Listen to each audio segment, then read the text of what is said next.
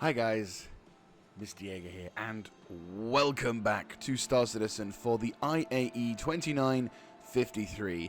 It is time for RSI, and the day has been long in the waiting and the making. We have been journeying through our time at this wondrous event, and we now come to, once again, the sad, inevitable conclusion that this is the second to last day. But never fear, for we have one more additional. Normally I'd sort of finish off on this thing, but for once I'm going to do something slightly different. We're going to be doing one of the other days, if we have a little look-see. I don't know if it actually shows. I think they're all down there, fuck's sake. Well, basically, RSI Day is the last day, but we do have an end-of-day show, as well as the best-in show. I think I've done that maybe once or twice. But I think on this occasion, I'll make an exception. And we might even do that next year, considering that'll be the 5th year. But you know what I mean.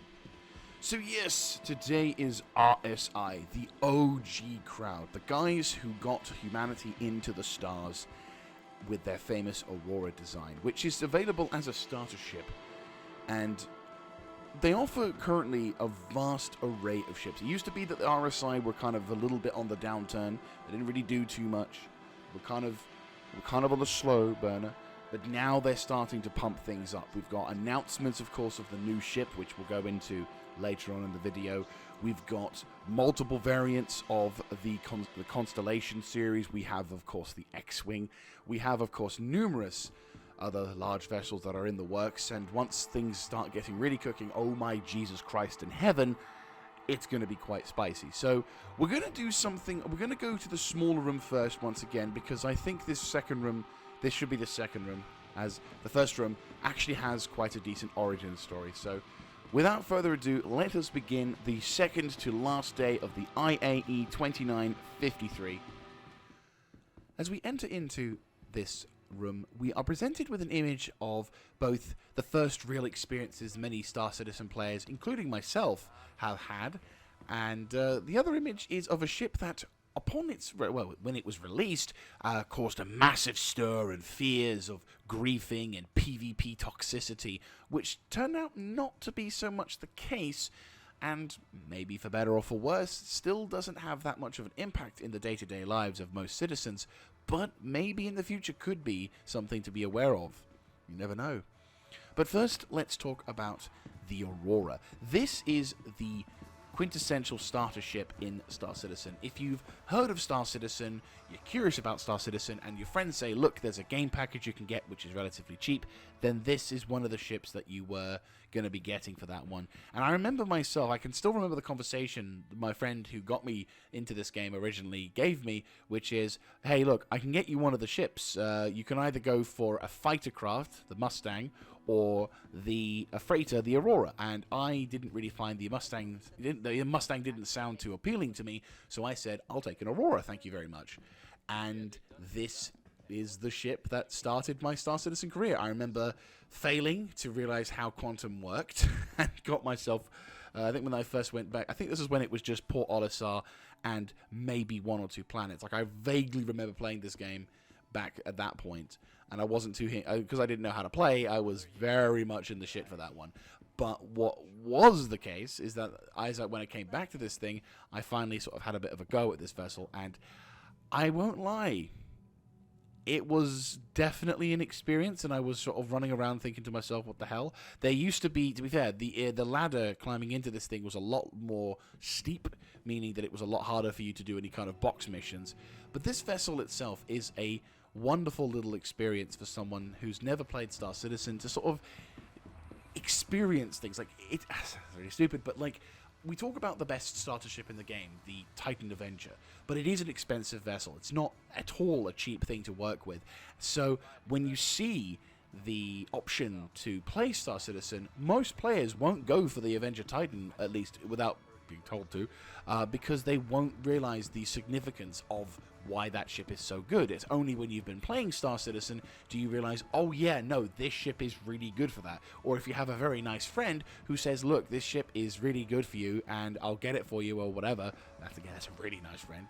But you get the point. It's like you won't instinctively know what is a good ship and what makes a good ship, what makes a good ship. All you're going on is aesthetics, and some people might find this thing more appealing, some people might find the Mustang more appealing. But one thing that this thing does do that the Mustang Alpha doesn't is it gives you the ability to put put boxes into your ship. Is it a really hugely practicable idea? No, but at least it's better than not realizing that this thing had a cargo bay that you could have used for years and didn't realize until like the last, like, what? I think it was like 3 or 4 years ago. I finally realized that thing was a cargo bay and that you could actually, with the tractor beam now, detach that, which is pretty cool.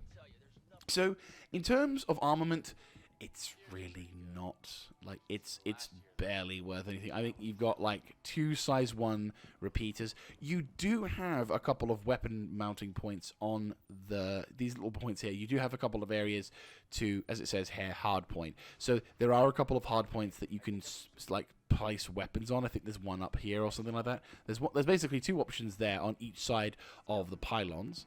And if I'm not mistaken, there should be a missile option somewhere. I'm wanting to say that's the missile launcher, but I don't know. I don't think so. Normally, there is an option on one of these. Yeah, you can see on this one, there's the missile launcher ability. But that's the more military one, to be fair. But this one is the standard. This is the bog standard edition. This one, I think, is the more mil-spec edition, the Aurora LN, which has a number of size 1 repeaters as well as a few 4 size 1 missiles. There is, of course, the option for a player to add missiles onto this thing and add weapon points as well. But of course, for a new player, that this is the 2 repeaters at the front is primarily all you're going to be receiving for that one. I mean, the other additions are kind of interesting. I mean, you've got, for example, I said this is the Aurora LN, which is the more mil-spec edition. You have, for some reason, I don't know why, you have the Aurora LX, which I think is the bare bones basic bitch? Or is this the cargo one? I'll be honest with you, I honestly don't know the difference between what the Aurora LX is. I looked it up, and it doesn't specify anything, but I do know that there's an edition that doesn't even have decent quality seats. And going over to the seat side of things, this is one of the cool things. You'd think in most ships, when you get into them, they normally spin around, they normally have their own little retraction thing, but in the Aurora, oh no, Sonny Jim, it's cheap. It don't move. You move. So it has that little bit of appeal. The only thing I will say is that it passes the MFD test hands down. This kind of display I love, because this is the best in terms of, like, what I say, the MFD test. This is probably the best kind of MFDs you can get, because all of them are within your sight line, so you don't have to look around for them. They're all in a place that does not obstruct your overall view. Yes, there's a lot of struts that are obstructing your view, but this is a starter ship, you have to accept that. But it also has the ability for you to look down when you're landing. So it makes this kind of vessel extremely valuable for a new player who maybe wants to go for a bit more of an immersive experience. Most pilots tend to land in third-person view because they don't know the spacing of their vessel, which is understandable. For me, I kind of like to land in first person because it shows it's a bit more immersive, and B, it also shows, and it also sort of like my own personal skill check. It's like, hey, I didn't crash it this time, and that makes me feel personally a little bit better about it. But what I like about ships like this is the fact that I can look around and I can see, like, I can look down and go like, oh yeah, okay, so I'm really close to the ground now, or oh geez, I'm actually quite a distance away, or oh geez, I'm above a planet. And it really helps provide that showcasing experience. It's like when you get into your Aurora and you see an 890 jump flyby, or you see a reclaimer flyby, or you see anything flyby that you don't know what the hell it is. It's like, I remember my first few days, before I joined like any sort of clans or anything, I remember just looking at all of the different ships at the time that were in Star Citizen, and I was being amazed by, like, the size of things. And so it's a really great ship to sort of introduce yourself to the universe, as well as provide you that first real glimpse into Star Citizen as well, especially since obviously, as time goes by, other vessels, other things, other job professions will come along, making this ship even more viable for newer players to start with, which I personally quite like. The only real variant of this ship that I would say is noteworthy. I will agree the ship is a nice vehicle. I mean, it is extremely limited. Size 1, you know, it's a starter ship. It is the definitive starter ship. The only thing I would say that really does anything unique about the Aurora is this thing over here, which is the Aurora CL, which replaces it, which, you know, forgoes a few of its weapon mountings for additional cargo space. So this is the only real difference between the Aurora and the Aurora CL, is that this thing has a larger cargo bay. So if, for example, you wanted to have a bit more of a cargo introduction to Star Citizen, you could do so. But it's kind of, you know, there's not much of a... Yeah, there's not really much of a difference between the two, and that's literally it. And in terms of as starter ships go, it does the job. It allows you to get from place to place. It's got a decent-sized fuel system. It works well as a kind of stopgap. And then if you decide, hey, look, I'm finding fun with this game, but there are limitations, generally within the next, like, however many hours you play Star Citizen, you may find some people who talk to you about the Avenger Titan, and that's when, you know, that ship becomes you begin to understand, oh yeah, shit, that's a really good choice of ship. And then of course you can upgrade it, which then means you begin your journey in another light as well. So it's a natural progression of a Star Citizen player, which really I should really go as, it's a natural progression of Stockholm Syndrome as Star Citizen starts to suck you dry for all the money you have, because this thing will claim your soul.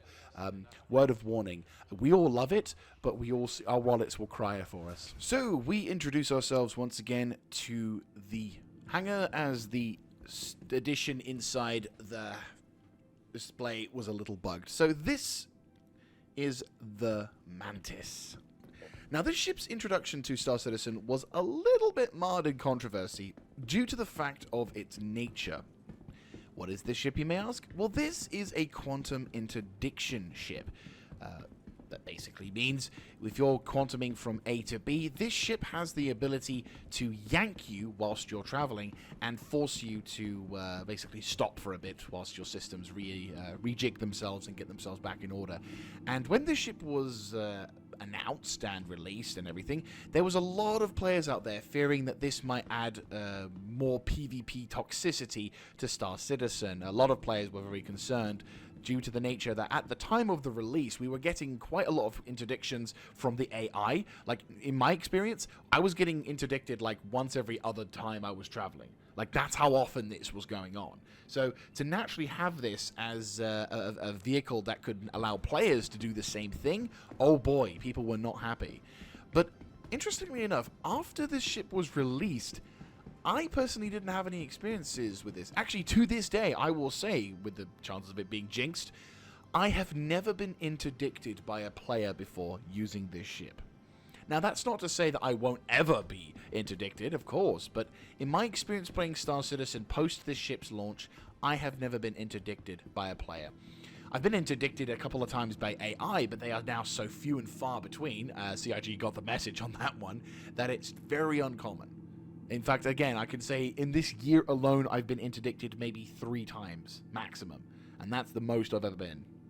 So, kind of, like, this vehicle's, you know, the threat that this vehicle promised didn't really deliver. No one really delivered upon this. Now, maybe that's because the features aren't quite in place yet. Maybe it's not quite as easy to do that. I mean, bearing in mind, you are literally throwing a net as to how you use this thing and hoping that someone will get snagged as a result of it. But still, there are a few major disadvantages to this ship alone. That means that doing such a thing as quantum interdiction could be more frustrating than you realize.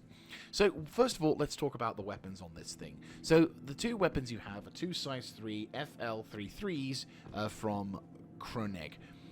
These are sort of ballistic energy pulse things. I've not personally seen them in combat much. I've flown this vessel a maximum of 1 time, and that was just during a test run one year. one IAE, and I immediately found myself going, and I'm not interested, because, yeah, it's a very, very different style of ship to fly. It's not very maneuverable. It's awkward. Like, clunky is the best way to describe this particular ship.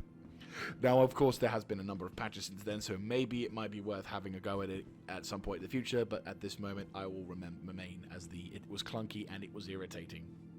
So the other thing, the other weapons you have available are 2 sets of Size 2 missiles, Dominator 2s and Ignite 2s. So you have a decent cross-section of missiles, and these particular weapons, the Kronegg, if memory serves correctly, these were more designed for knocking out shields than they were doing damage. Though they do, on the Urkel Stats website, say they do a fair amount of damage, 314 sustain. So maybe that's good, maybe that's bad. I haven't got much experience, but if memory serves correctly, these were more shield disruptors than actual damage dealers.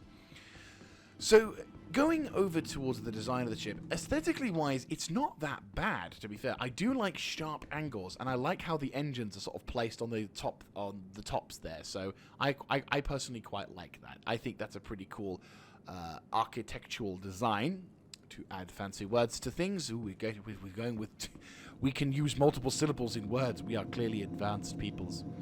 So we're going to enter into this ship. It's very, very loud, so I do apologize for that, but we should be fine for that one. So if then we turn around, hit the up button, we should be able to hop into it. So what we'll do is we'll immediately go to the pilot seat, turn the power on, and then head back in on itself. So a very dark, cramped, somewhat claustrophobic space, which is a bit of a shame. So if I hit the power button, there we go. So turn around and, oh, would you look at that, some lighting. And as you can tell from the design metrics and us requiring to use the power, of us requiring to turn the ship on in order for the lights to come on, this is a older style design. I think maybe a couple of years before the introduction of the MSR when it comes to lighting. But still, this thing does have an interesting... again, it feels a bit cramped. A bit of dead space as well, which I'm not such a huge fan of. It's got some weird, funky triangular lights, as well as a couple of what I think are components. Okay, so it's not actually any internal storage. And there is also a discrete toilet. Why they felt the need to make the toilet very discreet, I don't know. But hey-ho. There's also a bed as well, but obviously nothing really there. There's also options for small amenities. You've got like a little pot, and then there's like a cup and everything for making a cup of coffee, as you will probably be waiting for a while. But you can't live in this ship. You're not capable of surviving in this vessel for long. This is one of those things that normally should have a base to go to, rather than be dependent on its own sort of survival. Anyway, making our way to the pilot's seat, we'll have it turn around as well, because that's what RSI likes with their ships. Going from the cockpit, I personally find I'd like to see this thing go out a little bit more. Like, as much as it's cool having a sort of rotating and then moving forward, I would like to have extended the cockpit towards maybe up there-ish sort of thing. Like, if we go to here, then maybe that would be fine, or, you know, slightly further forward, just because then I could actually see it to the sides as well, but hey-ho. So, in terms of the cockpit otherwise, though, it passes the MFD test. You have 4 MFDs to work with, which is pretty useful, and you also have a nice host of... You also have a pretty decent display in terms of openness, so there's not that many interrupted sort of views, which is pretty neat. And as mentioned, in terms of weapons, you have the 2 FL-33s, and then of course the Dominator and the Ignite Type 2s, which are pretty nice. So what is the other big weapon in the group? Well, what we'll do is, if you go down over to this little doohickey here and press this button, and you can also press it on the other side, it activates this thing, which is known as the quantum displacement. I'm not entirely sure. I can't quite remember the official name, but it's known as the Renai QED.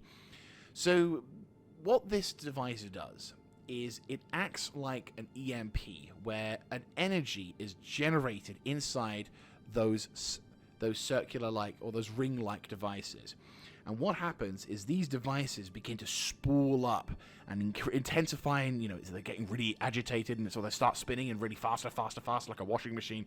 And then whilst all of these rings are, spinning and charging, a ball is forming a red ball forms.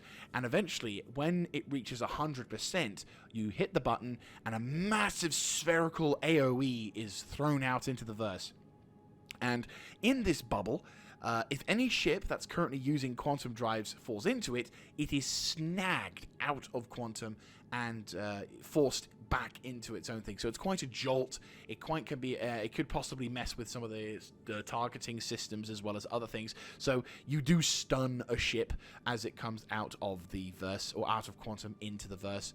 So therein lies it. And then of course that leaves you the opportunity to do your piracy thing, or if you're a bounty hunter, that leaves you the opportunity to do your bounty hunting thing. Now, unfortunately though, therein lies, unfortunately, three things will be occurring more or less at the same time, but I'll explain them in first succession. The first thing you will notice is the crime stat meter icon will suddenly bing on, because it's actually illegal to do quantum enforcement sort of stuff, even if it's done against a criminal. Though, to be fair, I think it's more just the fact that you're doing it that's making it illegal, rather than you doing it against any law-abiding citizen. Either way, doing it to someone like that, yeah, it's not a good thing.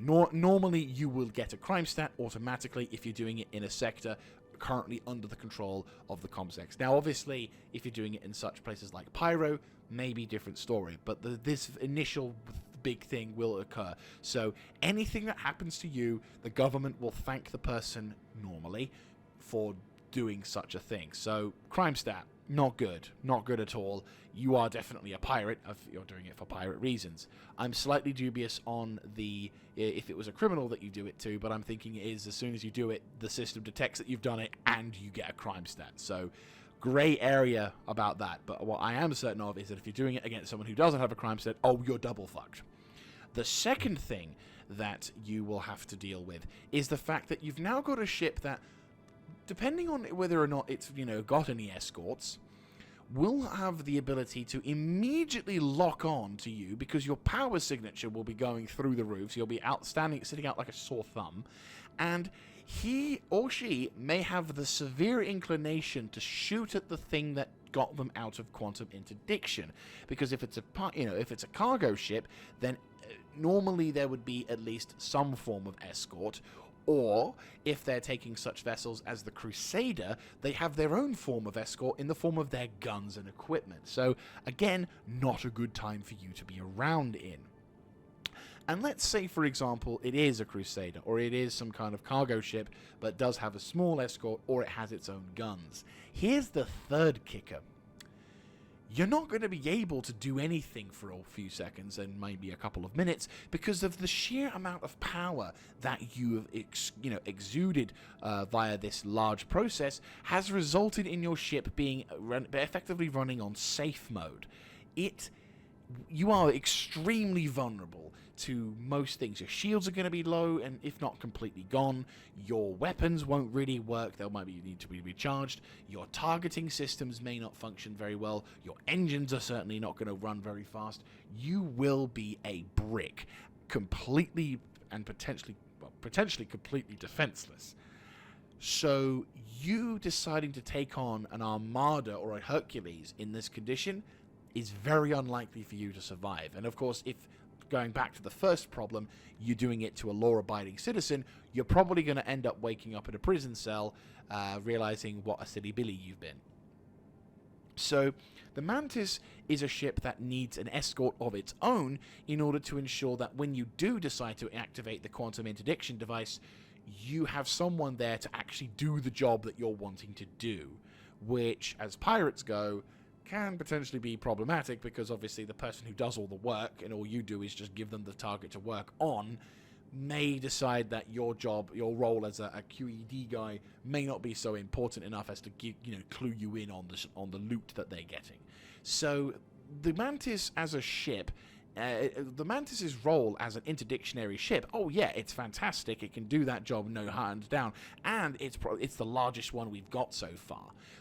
But it also then means it does also require a lot of support in order for it to complete its role, which naturally means as a independent QEDer, oh no, you can't do that. No, you need someone to be with you in order to take full advantage of the situation. But apart from that, the Mantis is an interesting ship, an interesting concept, and I do wonder when the future comes in, when Pyro becomes more of a commonplace, whether or not these things may be seen a little bit more often around the Pyro sector. We'll have to find out when Pyro comes out, which will be soon. As we enter into the central room, we are greeted by a number of sites. For some reason, they've decided to put the Mantis in the same room as they did in the previous room, but obviously we've already covered that, so that's just going to be there as a little background feature. But of course, the next thing we're going to be talking about is one of the coolest looking ships in the RSI fleet, the X-Wing T-65. Not the Scorpius, because I refuse to call it that name, because it's the X-Wing. It's the Star Citizen X-Wing. Let's just be fair. It's got 4 S-foils, which can go into attack position, and it looks amazing. It has 4 size 2 Badger repeaters with Varipuck size 3s, which means you can turn this into an even bigger, scarier thing as well, which is fucking awesome. And to be fair, if you replace these with attritions, they look even more like the X-Wing. Yes, I'm a bit of a Star Wars nut when it comes to ships. Not the latest crap, of course, but if we're just specifically talking about some of the ships and some of the other jazz, I love the X-Wing. I've got a Lego model of it on my desk at this moment, and if I could get a more high-quality model, I would. It is my favorite ship in Star Wars. It looks amazing, it's sexy, it does the most amazing sounds, its blasters are amazing, and so when this Star Citizen, and it was one of those little secret things of mine where it's like, oh, just imagine if we could have an X-Wing in Star Citizen, oh, we could just imagine, and someone said, you know what, I'm going to do that for you, and that's what they've done. This thing is beautiful as hell, and I owned one for a time, and I think at the moment I'm still sort of going through a bit of a sort of a shake-up as all the sort of ships I'm going to be going through, but I definitely feel like this is going to be one of those I'm having this in the future sort of thing, and it is beautiful. I love it. I absolutely love it. And of course the Scorpius does have, I will have to say the Scorpius to be able to make the distinction, but the Scorpius does have a distinct advantage over the X-Wing, as much as I hate to say it, in the sense that there's instead of R2-D2 on the back, you've got, fuck you, everyone else. Oh, fuck off you too, that one sort of detail. Moments passed. So basically, you get an additional turret with a bunch of size 2 Panther repeaters. Oh no, they're size 3. So yeah, remote turret of size 3, Panther repeaters. How the fuck? Oh yeah, of course, yeah. So size 3 Panther repeaters on the remote turret. Now the disadvantage, and it is a bit of a shame, is that it is dual seats. So you need a pilot and a co-pilot to go into this thing, which if we hop into the pilot seat, you can see there's a gunner. I say co-pilot, but it's a gunner's seat basically. Oh yeah, I need to get in the shit, don't I? If I had a brain, I would be dangerous. In addition to its weapon armament, we also have we have an assortment of missiles. Bunch of size 2 missiles to be exact. 8, 2, 4, 4, 8, 12, 16. 16 Tempest size 2 missiles, so that's quite a lot. In terms of visuals, this thing is ridiculously lovely. You've got a massive open spaced cockpit with very beautiful visuals. You have a limited amount of traverse underneath as well, to view underneath so that you can kind of see where you're landing. And it passes the MFD test. However, I'm going to have to put a caveat. There's only 2 MFDs that you'll be dealing with. So if it comes to things like engine management systems or whatnot, that may be something that the co-pilot or the gunner may have to be dealing with, or it may be something that you'll have to keep an eye on for. So for example, rather than having as target or no contacts available, you may have to have self status and targets available, or if you've got different types of weapons, you may need to go to the weapons panel, or if you're wanting to manage your power flow, you'll have to change it to something like the power flow systems. So it swings and roundabouts. It's in view, it's very simple, but it is limited in comparison. But the X-Wing does have a beautiful streak to it, and I do love this sort of thing. What's even more fucking cool is you can have the S4s into attack and non-attack positions. So if I zoom in a little bit, there is a button, which I fucking... Oh, cringe. Nice. There's a cringe button here, so if you want to turn into a really cringy person... no, but you can basically... Where is it? There is a button. Oh, nice. There's a scanning button as well. There's also a very interactable display, which I love. You've got the engage cruise control, but there's also a button here around this location, which allows you to, when you're flying, open and close the S foils whilst whether or not your gear is out. Normally, when you press the N button, when you press the landing gear button, the S foils go into this sort of lockdown state. But you can, of course, have the same thing in the whilst you're flying around, which is pretty cool. So I am personally a huge fan of that, and I really love that because when you go into combat, you can be like lock S falls into attack positions, and your brain has a massive dopamine hit of all the amount of excitement and nerdy culture that comes out of it. Oh, I remember doing that for the first time. It was just literally like my entire brain was just like flood. It was ridiculous. And there is a recent addition to the vessel. A little bit controversial since it doesn't actually give the co-pilot much to do, but it does give them a pretty powerful capability.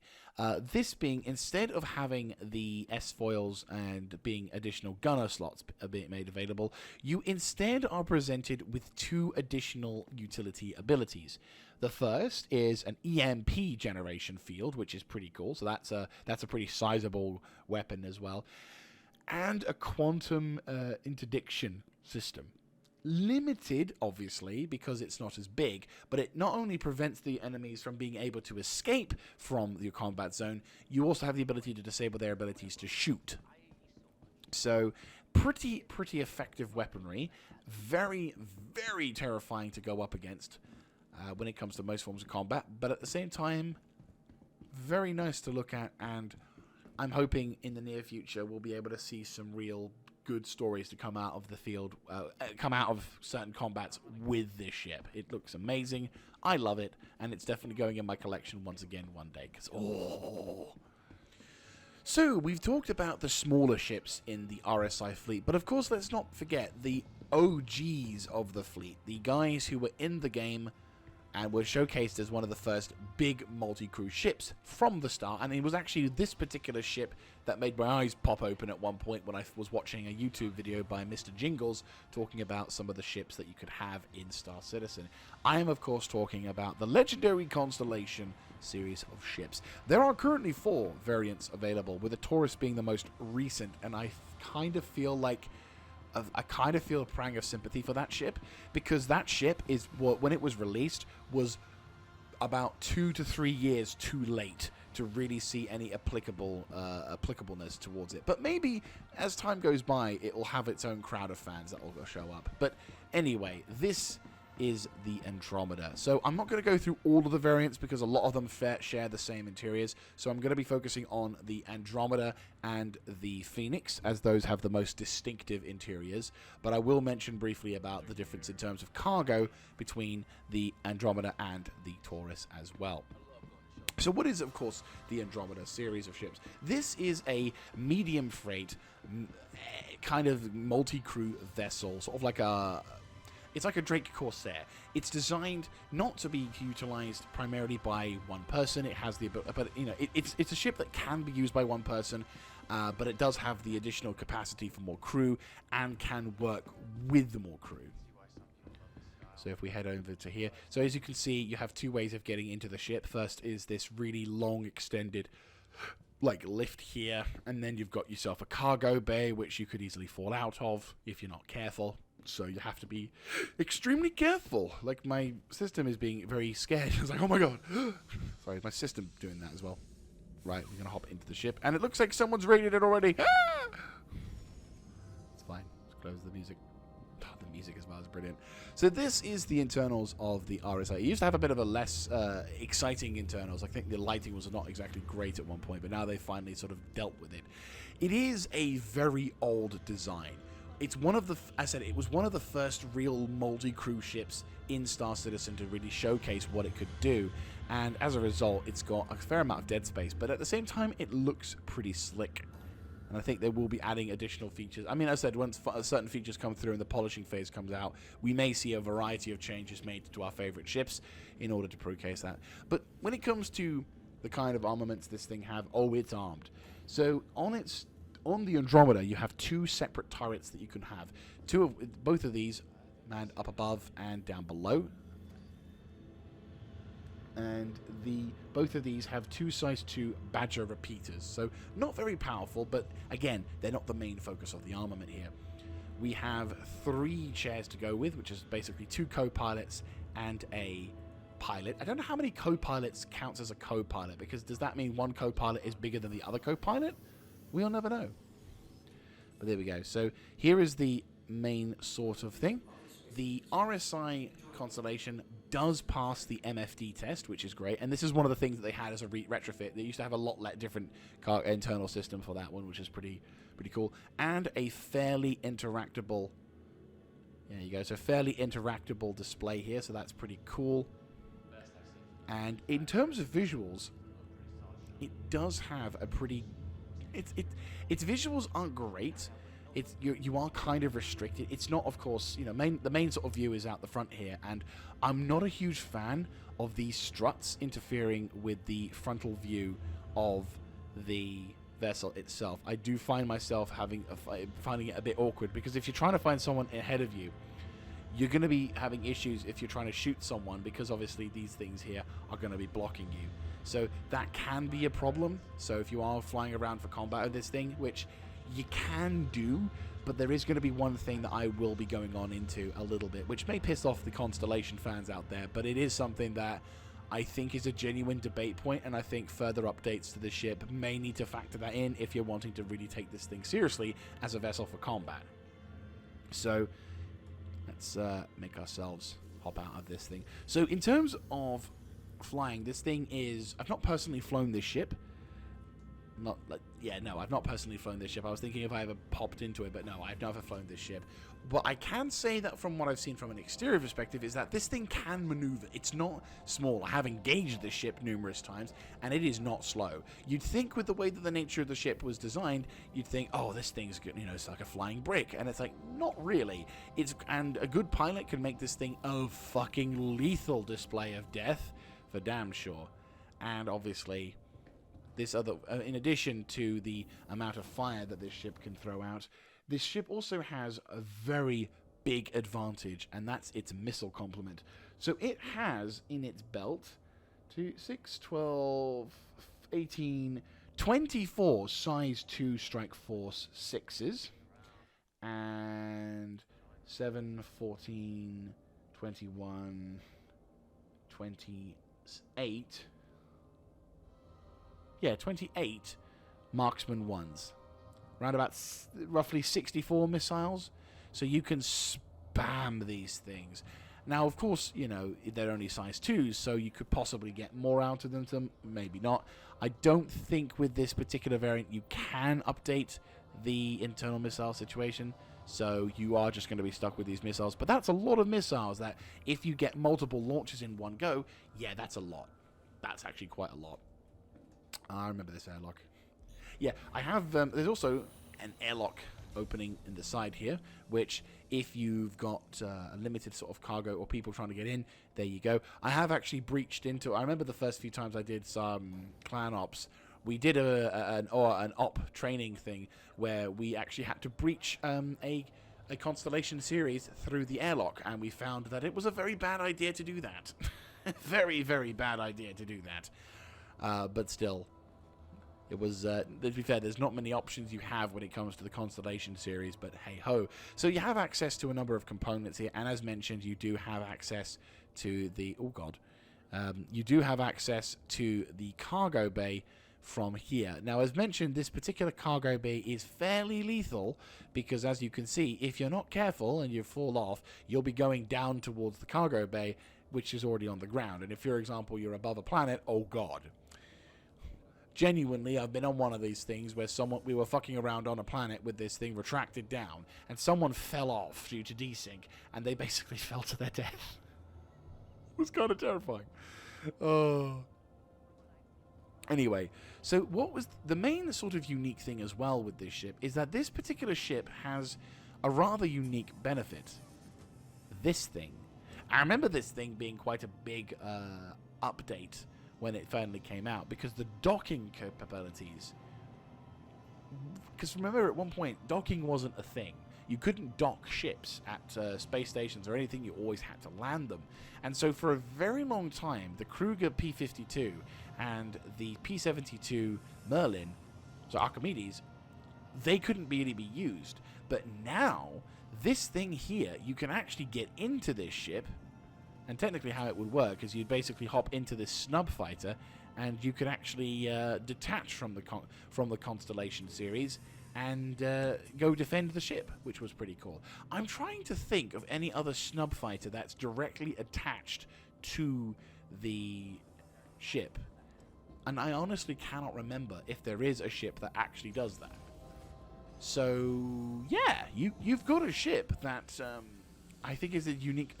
It's the only one of its kind that can do that at this moment, which is pretty cool. I mean, you do have ships that have their own snub fighter, for example, or have their own dedicated small vessel craft, such as the Carrack, but it has a hangar that you land into, not something that you directly connect to, which is pretty cool. So, yeah, that is a pretty awesome approach to have. In terms of what I mean about whether or not this vessel is combat effective, is to do with the weapon mounting. So this weapon, as mentioned, when it comes to the weapon side of this thing, its turrets are useful, but they're not really designed to be the main sort of focus. Instead, what you have is 4 size 4s rhinos. And you know what that is? Yeah, that's right. It's a Vari Puck gimbal, which means you can replace the size 4 with size 5 weapons. And the music perfectly illustrates that. Size 5 fixed. Now, yes, there is a limitation in the fact that you can only aim forwards, or a little bit to the left or a little bit to the right, but it is primarily a forward-facing weapon. But that is extremely useful. But as mentioned before, there are 2 big problems when it comes to fighting in this ship that I personally would say will be a problem. First is the ship's cockpit. Now, I will hold my hands up and say that I do not speak from experience with this, but having seen the front of this thing and knowing my personal experience when it comes to fighting in Star Citizen, when I've fought with many other ships, the frontal section of this cockpit would make it very difficult and awkward because there are genuine blind spots that you cannot see out of. That is a problem, and I do hope that they refix this up a bit so it makes it a little bit more easier to view through. So that's one big glaring problem. The second is that you are looking at a glaring weak point for making this ship effective, which is effectively the method I use whenever I face against a Constellation series, which effectively neuters it. Like, I'm talking full on, you will disable its ability to fight back if you use this weak point. And I'm staring right at it. I am, of course, talking about this tiny bolt here. No, it's the engine. It's the engine. This ship has a glaring weak point, and that is, of course, its 4 giant engines. If you have a good aim, which most pilots who do PvP or just in general do combat have, you will be able to aim your weapons onto this particular point, and you can shoot off the Constellation's engines, well, its main thruster engines, as well as the size 4 or 5 weapons that are attached to this. Now, that doesn't mean that the ship is completely immobile when you knock the ship out, because obviously it does have maneuvering thrusters, and it also has these little things on the side are VTOL-capable thrusters as well. So it's not completely immobile, but you will be leaving it defenseless if it's just a sole pilot flying into this thing. Now, I've heard people talk about the pros and cons about this ship, and I also encourage anyone who is a Connie player to look into this video and throw me the debate, because I would love to hear the debate as well. But I find that the Constellation is my favorite target to engage, because I can effectively neuter this bastard and watch it fly haplessly through space, waiting for the inevitable missile strike that will end its pathetic little life, or if I was being extra dickish, now that we have quantum tractor beams, I would simply take it above to our planet side. If we were in space near a planet, I'd simply get the tractor beam, pull it to just the point when the ship begins to, when gravity starts to take over, and basically watch it as it falls down to the planet. That would be very fun to watch. But still, that is the kind of evilness that I have when I see this ship, and the glee that I have whenever I engage it, because it's so satisfying watching this ship lose its engines and see it drift haplessly through space. It is that easy to knock out when it comes to shooting it in combat.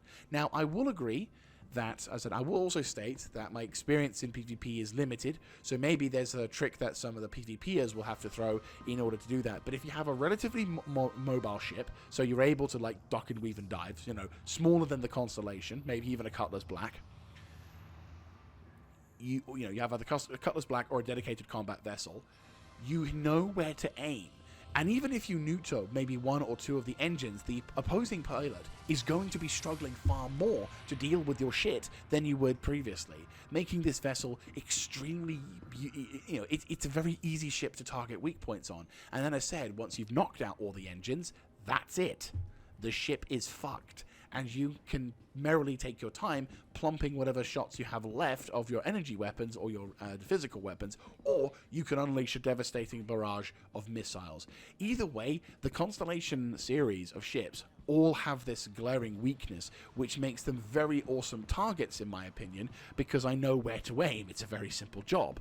And as long as I can get shots onto it, the ship is doomed to die. Now, of course, a good Constellation pilot will naturally counter this particular move point, but you can't deny, even if you're a hardcore fan of the ship, that weakness is somewhat of a bit of an obvious area. Anyway, moving on to the Constellation Taurus. As mentioned, we're not going to go into the Eternals, but this is the only other vessel that I really want to make a major talk about as well. This is the dedicated cargo bay vessel version of the ship. Instead of having the 96 SUs worth of cargo that the Andromeda has, this has 174 SUs worth of cargo. So this thing isn't huge in terms of cargo transportation, but it is bigger. And for someone who wants to get into the cargo hauling routine, but also likes flying the Connie series, you do have that benefit. And also, you do have the benefit of an extended... Oh, there's an extended... Oh, that's cool. So you do have the extended cargo bay. It does come at the cost of a snub fighter, sadly. But depending on the kind of uselessness of it, you may or may not use it as well, which is fair enough. And in terms of weapon armament, it has same sort of assortment. Size 4 rhinos. So nothing too distinguished there, and probably is a bit heavier to fly with as well, but that's about it. The other version of the ship, which does have a much better viewport, in my opinion, is the Constellation Aquila. Now, this version has 1- turret because it needs to use that for, it uses that as a scanner, and the vessel has, I think, it has size 4 M3, M5, I think. I'm going to have to quickly look on the stats, but it's the M5A series, so it's probably going to have most likely the M6As, which are size 4s, but obviously you can gimbal them as well. So what's this ship? Well, this is the Constellation Phoenix. Now, this vessel is not a cargo hauler, not a science hauler, nor a combat ship. This is an Origin jump work style ship. A very luxurious transportation ship, which, interestingly enough, in order to get onto the ship, you probably have to come through this door here. I don't think there's any other interesting way of coming on. And then as you go into the back, you're immediately greeted by a completely different style and system towards it. You're instead treated with luxurious bedroom apartments and beautifully furnished, beautifully polished floorboards. You've got this open sort of luxury liner style of things with a bar and a barkeep, as well as a meeting table, and you've got a luxurious sort of travel area. There's a TV in the background, and you've got a big side view as well to sort of gape in and amaze yourself. Those chairs look extremely comfortable, I'm not gonna lie. Like, holy shit, that fabric looks nice. That does look very comfortable. But you've also got this sort of open area, so if you're having a bit of a cocktail night and you've got this view, which really works with this particular event. And for those fans out there who want to have an extra fun time, you can also... Oh, okay. Doesn't let you do it in the showroom edition, probably because of what probably happened. But you do have the ability to have a jacuzzi as well. And a private captain's quarters, which has a one-way system for that, which is dope as all hell. So that's very, very cool. Going on over to the back here, we have access to a couple of the panels, which open up and showcases a few things. And if we go to... Ah, yes, here it is. If we go to here, you can open up, and that's a little lift, which takes you into the cargo hold. So this is where you would keep the cargo hold, the expensive food, the bomb to blow up the ambassador who's on a travel trip, you know, that sort of thing. It gives you the ability to explore and enjoy the wonders of this thing. I think you can also possibly... We hop over to here. Is there like a ladder exit here, or is this just all... Yeah, so this is basically just a sort of a more subtle location for it. So if we head over to, if we hit the up button again, we're back up to the luxury thing. So it's all very discreet, it's all very nice. And then as we go into this sort of utilitarian areas where all the smoke, where all the staff probably be cooped up and smoking, you have access to the P-72 snub fighter from here, which is pretty cool as well. So this is all about the luxury. It's all about the transportation. And in comparison to other vessels, the Constellation and the Constellation Phoenix is all about the showmanship and class. And I do like it. It's not obnoxious like Origin Jump works. You know, this is luxurious, but it still is relatively practicable, with the exception of the tank, the fish tank next to someone's head.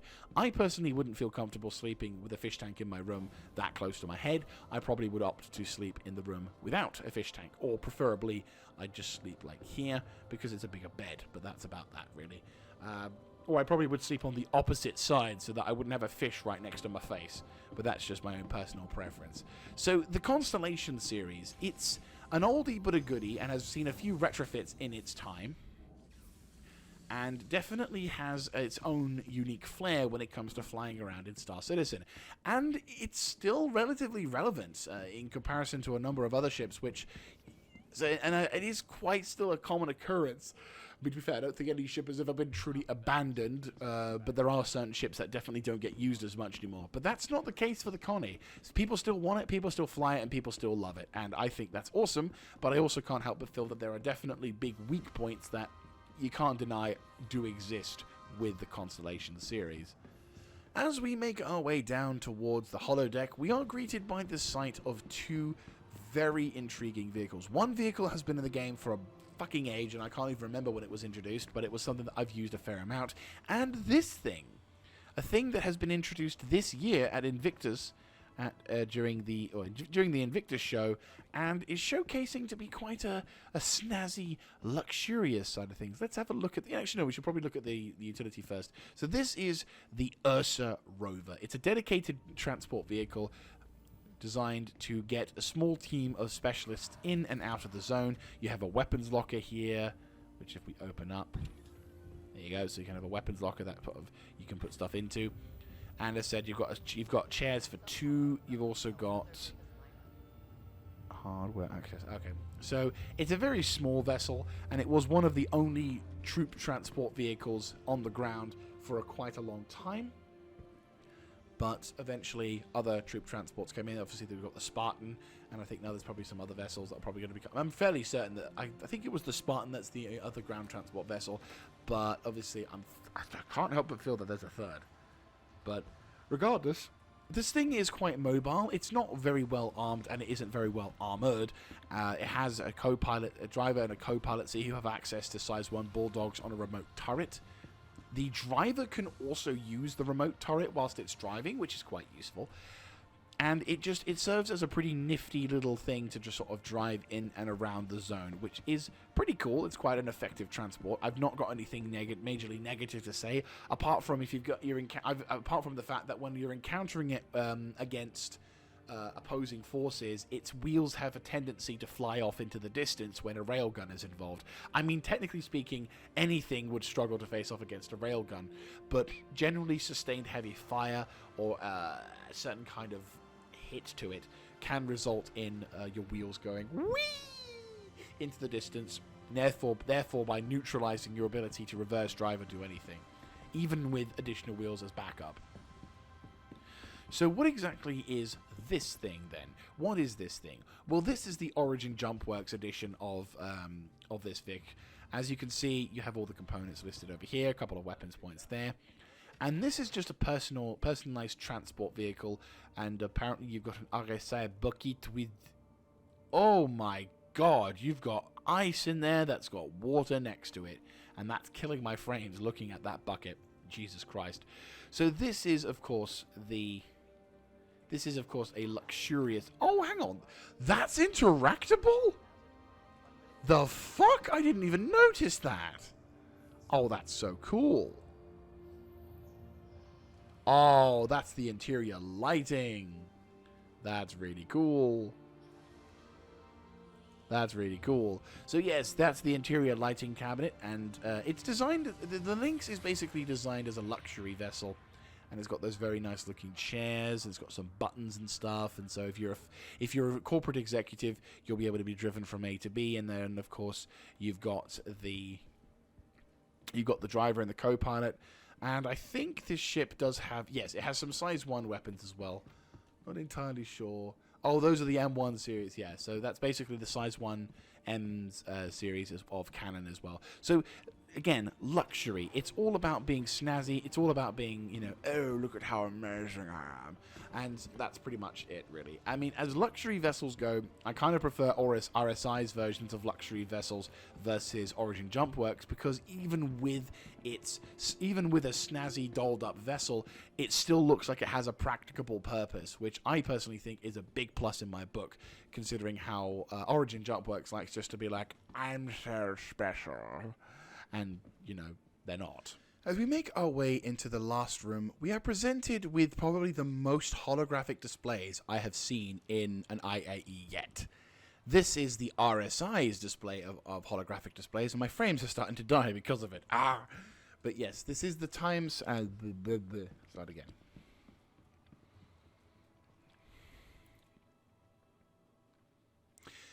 As we enter into the holographic displays, we are presented with one of the most unique things in the fact that there is at least 5 of these bastards already and ready to go.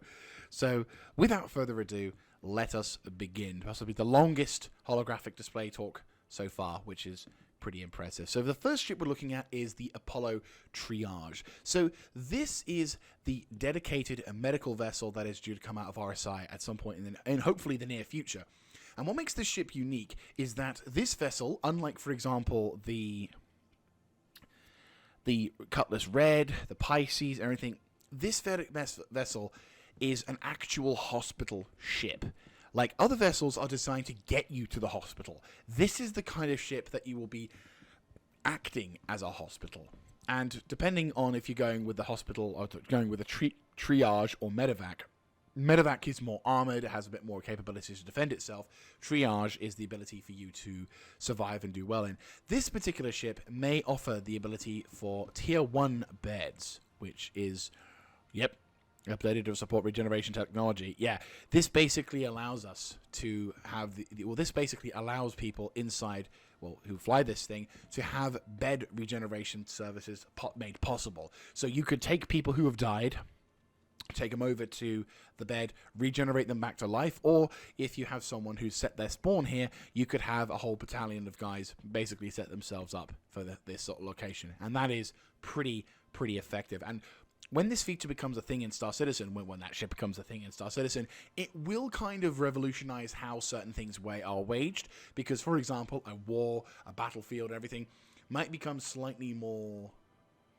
It maybe become more critical mass to be able to have that ship in your fleet, because it allows people to survive far more. Or you can have it as just in case of accidents or emergencies. The Polaris. Now, this is quite a famous ship in terms of the fact that this is going to be possibly one of the first ever capital-size ships to be released into Star Citizen. It's currently undergoing a major rework, which allows it for larger hangar bay space and also a number of other benefits aside. But the main sort of appeal of this ship is the fact that it will be one of the first sort of... It's basically a frigate, but it will be owned by players. And you can imagine... you can already imagine, because if you remember the size of the bloody Reclaimer, the size of the 890 Jump, this thing will be bigger than that.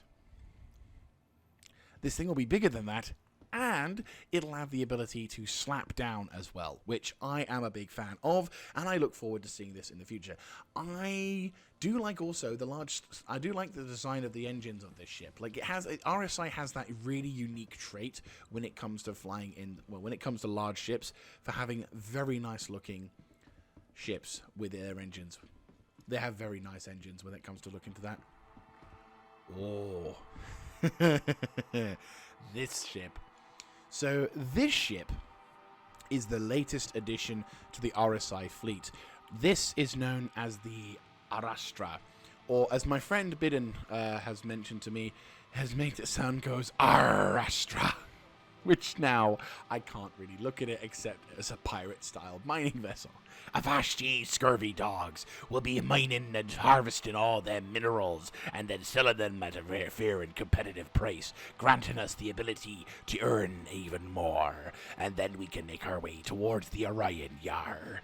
So, yes, the Arastra has basically the latest edition of mining vessels. Mentioned in the recent Inside Star Citizen video, is basically to bridge the gap between the Argo Mole and the Orion in terms of refining, because the Orion is a dedicated space-style ship. It is, you can only mine asteroids in space with that vehicle, and it has the ultimate sort of ultimateness in terms of mining tech, whereas the Arastra is a hybrid between the two, because you can have massive mining lasers doing all the awesome stuff, but then also it has the ability to drop off people and crew. There's a little hangar, little bay section that this opens up into, and it allows you to send out mining vehicles to do a few things. So you can imagine a couple of ROCs coming out, maybe a couple of ROC DSs, plus you've got an additional mining lasers coming out the top there. Limited form of defensibility, but it's a mining vessel. It's not really dedicated for combat. And it also has its own internal refinery as well. So lots of really, really cool things about this ship, which I personally am a huge fan of, and it is definitely on my want list. I definitely want this ship, and it looks so cool, and it's kind of terrifying how expensive it is, but still, it is really, really nice looking, and I am definitely like that. Oh, I want it. But it's one of those great problems. The economy is in the shit, but I want this ship. And it looks so nice as well. Oh, it's so good. It's so good.